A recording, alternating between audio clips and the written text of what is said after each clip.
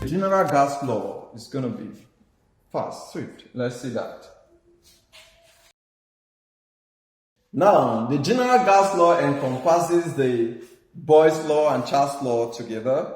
So let's see what we have in the general gas law.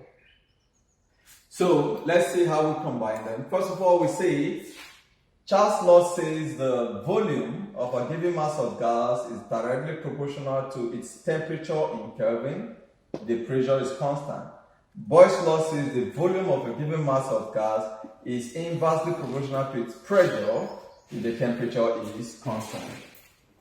This volume is directly proportional to this, volume is directly proportional to this. It therefore means that we can have it as volume which is directly proportional to temperature times 1 over P, which is this. And if that is true, volume now equals to, we bring our K, T, times 1 is the same, over P. If I make my K the subject, I cross multiply, this is over 1, I have KT is equals to VP. Now, divide both sides by T, so K is equals to VP over T. This becomes a general gas law. So now we have volume V1 for initial, P1 for initial, T1 for initial is equals to V2 for final, P2 for final, T2 for final. So I can easily write that here. That's too hard. Let me see.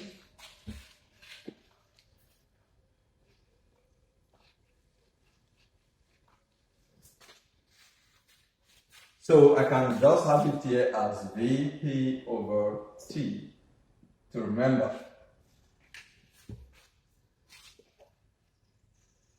Let's take our first question.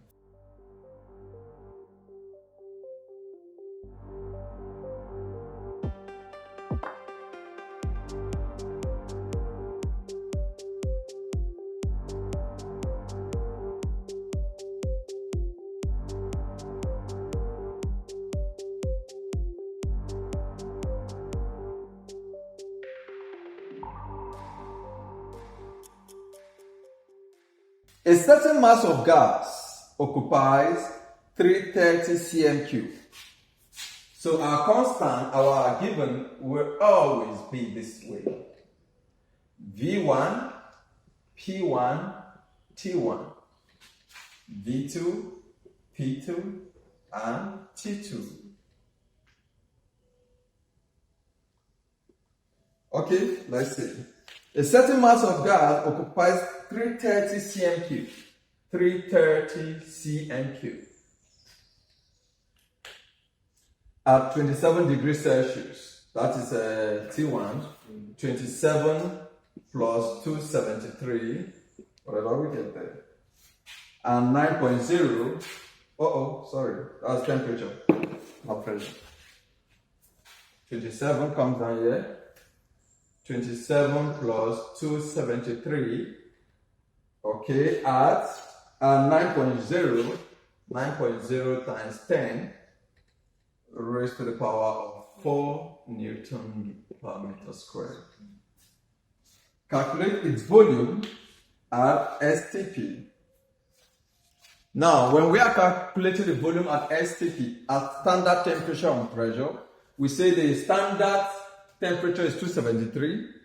The standard pressure is in Newton meter is 1.0 times 10 raised to the power of 5. So we just have to put that down. But the question says calculate its volume. So we are looking for V2. Standard pressure is 1.0 times 10 raised to the power of 5 Newton per meter squared. Standard temperature is 273 Kelvin. So this is also what do you get? 27 plus 273 is 300 cm3. Now the formula, we have V1 P1 T1 is equal to V2 P2, T2. We are looking for V2. So my V2 here will be V1, P1, T2 over T1, P2. If that is true, my V2 is equals to, my V1 here is 330. I don't want to put a unit because of the space, times P1 is 9.0 times 10 raised to the power 4 times T2, 273 over T1 is 300 times P2, where are you? Which is 1.0 times 10 raised to the power of 5. Then V2 is equals to this. Okay, we start with 330 times 9 times 10 raised to the power of 4 times 273. We divide by 300 equals to, we now divide by 10 raised to the power of 5. This is 270.3 perhaps. So let's take three significant figures as 270. So this is 270 cm cubed. So that's our first question. The second question, not going to take much. Let me take out this and leave the given. The second question, what volume will 200 cm cube of hydrogen measure at 25 degrees Celsius with pressure of 600 Newton meter occupy at STP? So let's start. What volume will 200 cm cube, V1 is 200 cm cube, of hydrogen measured at 25 degrees Celsius, temperature is 25 plus 273. Where is it? With pressure of 60,000, sorry. Yes, 60,000. Okay, that is my P1. Good. As standard temperature and pressure, they say what volume? So we're looking for V2. V2, we don't know. P2 is always a standard temperature pressure 1.0 times 10 raised to the power 5 Newton per meter square. Standard okay, yeah, right. So temperature is in Kelvin, 273 Kelvin. Let's add that to get that of our T1. 25 plus 273. 273 is 298. Here is 298 Kelvin. Okay, let's go again. V1, P1, T1 is equal to V2, P2, T2. We are looking for V2. So V2 is equal to V1, P1, T2 over T1, P2. If that's true, V2 would therefore be V1 is 200 times P1, which is 60,000, 60,000. T2 is 273 over T1, 298 times P2 is 1.0 times 10 raised to the power of 5. So my V2 would be, so now I have 200 times 60,000, 1, 2, 3, times 273, 3, divided by 298, divided by 10 raised to the power of 5. 109.9. 109.9 cm cubed. This is our final volume.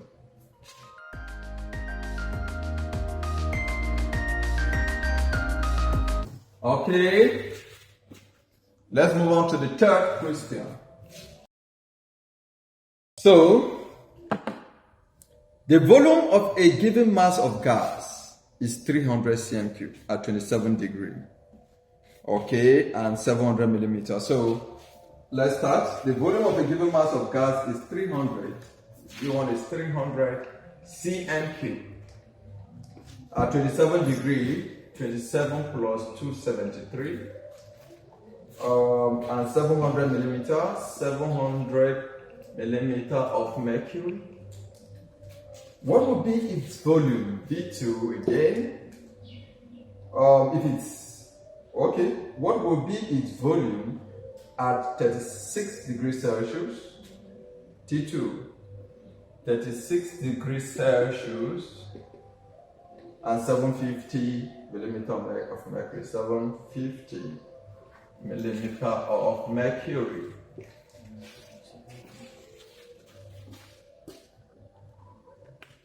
So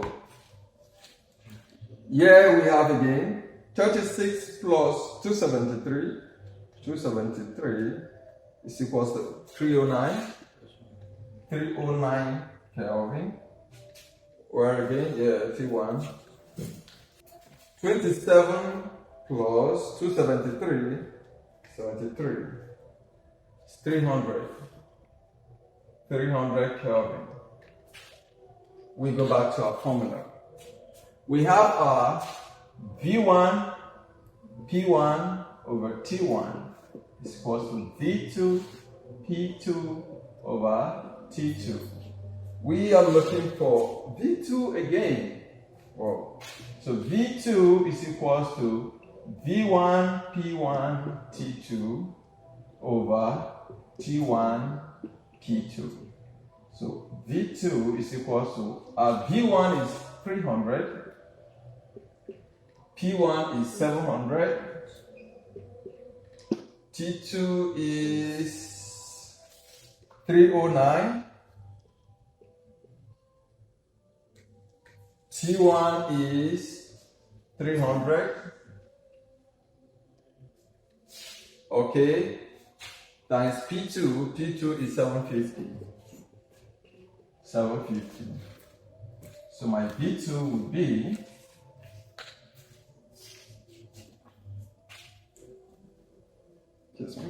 so my V2 will be 300 times 700 times 309 divided by 300 divided by 750.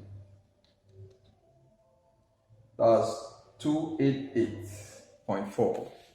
So we can just say 288 cm cubed as our final volume. The fourth question.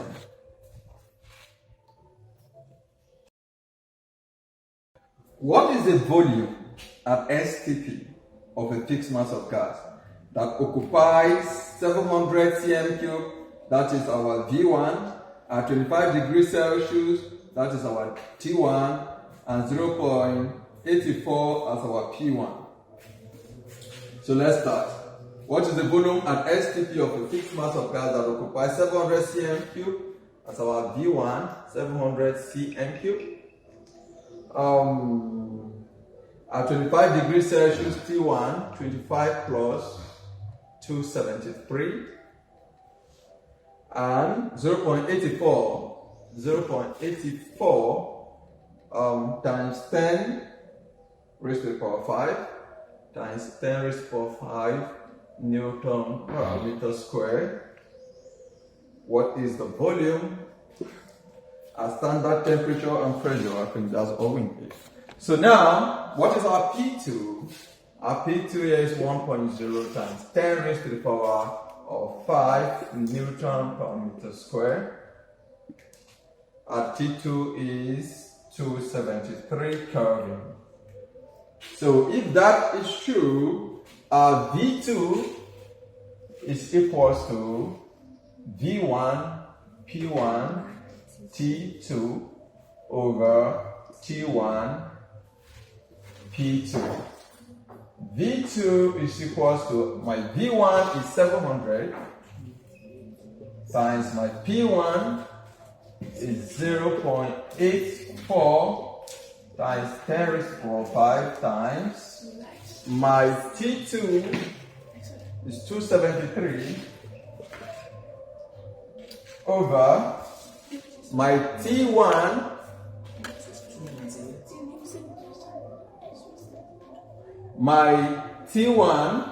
is 25 plus 273, which is 298. It's 298 Kelvin. So T1 is 298 times P2, 1.0 times 10 raised to the power 5. Okay. Quickly, I have 700 times 0.84 times 10 raised to the power of 5 times 273 divided by 298 divided by 10 raised to the power of 539 cm3. Last question for the day. Let's take, at STP, a certain mass of gas occupies a volume of 800. Okay, our V1 is 800. Find the temperature at which the gas occupies 940 cm cube. Okay, 940, that's our what they call it, V2, 940, and has a pressure of 675, that is P2. Okay, let me clean this. So I have my P1 is 760.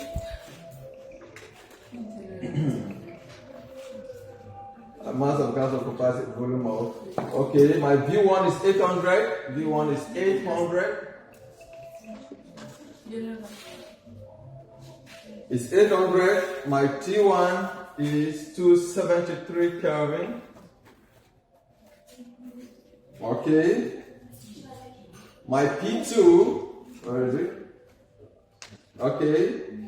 P2 is 675, P2. 675 millimeter of mercury. Okay, and my T2 is lacking. That's what we're asked to get. What is left? My V2, what volume is that? 940 cm3.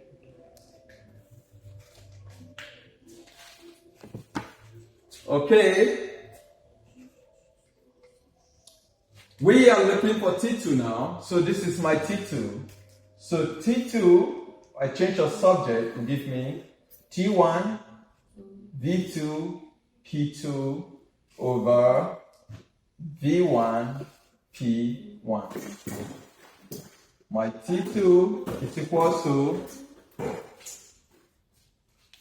my T2 is equals to, T1 is 273, 73 times, my V2 is 940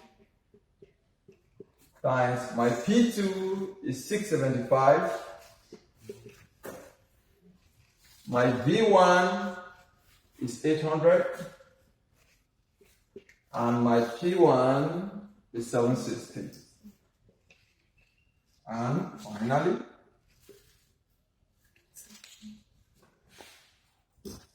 I have my 273 times 940 times 675.